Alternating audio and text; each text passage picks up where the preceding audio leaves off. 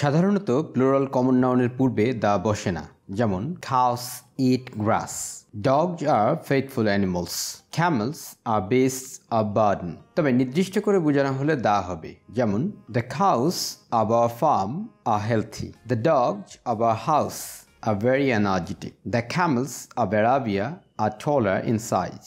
এক নম্বর রুলটি আলোচনা করার সময় আমি বলেছিলাম যে নির্দিষ্টতা আর অনির্দিষ্টতার প্রশ্নটি বারবার ঘুরে ফিরে আসবে, এখানে আসলেও আরও সামনে আসবে। অর্থাৎ নির্দিষ্ট করে বোঝানো হলে সেখানে দা হবে, আর অনির্দিষ্টতার জন্য এই বা অ্যান হবে। এই হচ্ছে মূল কথা, এই কথাগুলো ঘুরে ফিরে বারবার আসবে।